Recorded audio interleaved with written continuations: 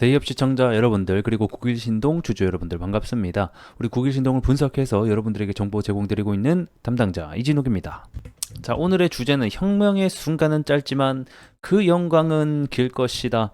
자, 혁명의 순간이 뭐겠습니까? 여러분들 초전도체가 성공하는 발표하는 그 순간은 굉장히 짧겠지만 정말로 성공이 된다라고 하면 그 영광은 굉장히 길고 파급력은 굉장할 것이라고 생각이 됩니다. 그래서 오늘 좀 제목 이렇게 지어봤고 이 지금 물리학학회 초전도체 관련해서 발표 소식에 대한 초록 부분 요거에 대한 이슈가 몇 가지 있습니다. 그래서 초록이 다시 한번 더 재등록됐다라는 소식과 함께 더불어서 이 초전도체 관련해서 성공하면 노벨상까지 될 수 있다라는 이슈가 있고요. 그 다음에 최근에 조금 주가 조정이 계속해서 나오고 있죠. 오늘도 역시 주가 조정이 약 3%, 2.6% 나와주고 있는데 언제쯤 다시 한번 더 재반등이 나올 수 있을지에 대한 부분까지 살펴보는 시간 가져보도록 하겠습니다.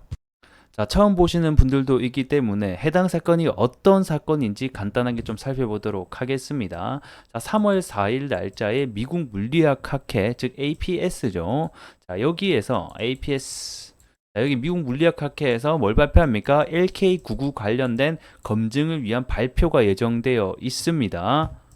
그래서 이 APS 물리학학회지 홈페이지에 보게 되면 이 초전도체 관련된 내용과 이 초록이 원래 등재가 되어 있었는데 2월 17일 날짜죠. 저번 주 주말에 갑자기 이 초록이 철회됐다라는 이슈가 나왔습니다. 이 초록이라고 하면 이 초전도체 관련된 논문 내용의 요약집이라고 좀 생각을 해주시면 좋을 것 같고 어쨌든 간에 이 초록이 철회됐다는 소식과 함께 주가가 다음날 월요일 그리고 화요일까지 조정을 받게 됩니다. 근데 제가 뭐라고 말씀드렸죠? 초록 철회가 났긴 했지만 이거에 대해서는 뭐 논문 수정일 수도 있고 그 다음에 발표가 취소된 것은 아니라서 크게 걱정은 안 해도 될 것 같다. 일단은 주가를 좀 더 지켜보자. 발표가 다시 한 번 더 재등록되거나 초록이 발표가 다시 된다라고 하면 주가가 다시 한 번 더 상승에 대한 가능성이 나올 수 있다라고까지 시나리오까지 말씀을 드렸습니다.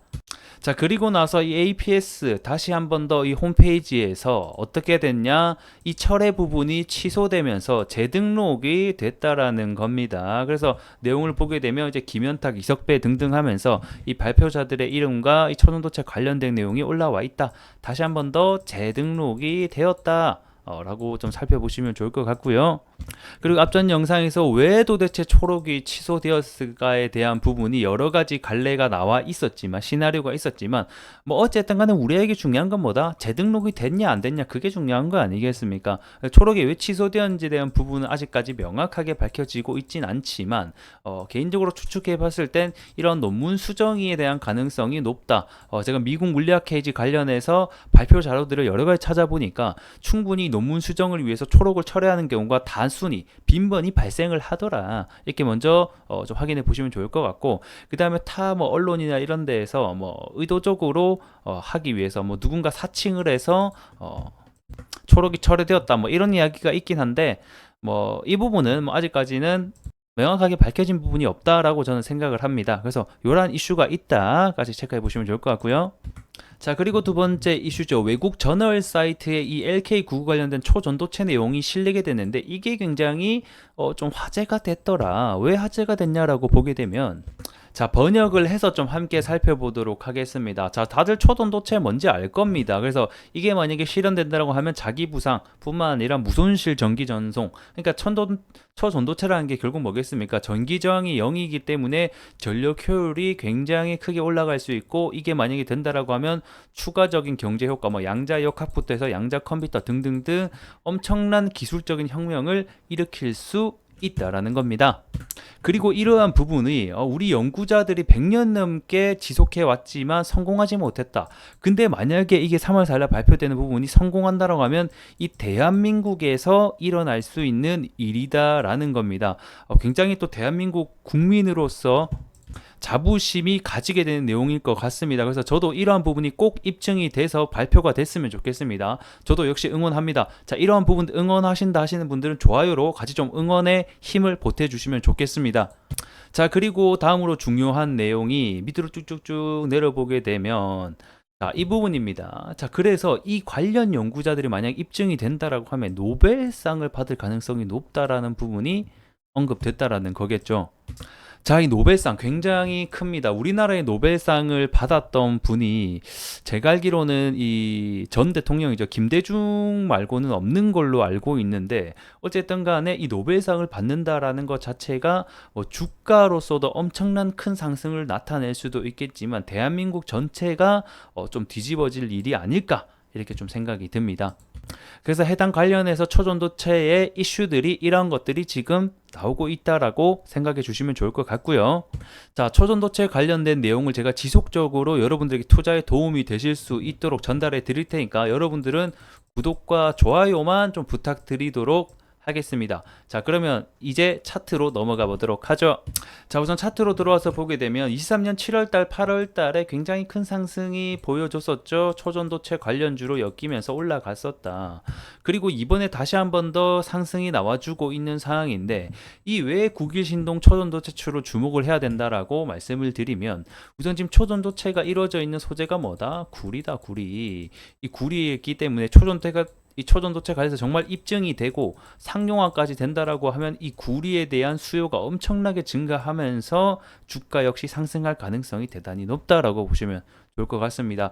자, 그래서 제가 앞전에도 2차 전지 관련주들이 어떤 식으로 올라갔습니까, 여러분들? 먼저 셀 메이커 업체들, 그러니까 배터리를 만드는 업체들이 먼저 올라갔다. 뭐 에코프로 이런 애들이. 그 다음에 어떤 애들이 올라갔습니까? 코발트나 리튬 관련 소재 업체들이 키 맞추기로 올라갔다라는 거예요. 그러면 지금 그 초전도체 관련 애들이 어떤 애들 올라가고 있습니까? 신성이라든지 지분이 엮여 있는 뭐 회사들, 뭐 CCS, 뭐 연구하고 있는 회사들, 뭐 덕성 등등해서 이런 애들이 1차적인 상승이 나와주고 있는데 하지만 추후에 만약에 입장이 발표가 된다라고 하면 얼마든지 이 구리 관련주인, 이 소재 관련주인 회사들이 다시 한 번 더 상승이 나와줄 수 있다. 이런 스토리, 시나리오까지 참고해 주시면 좋을 것 같습니다.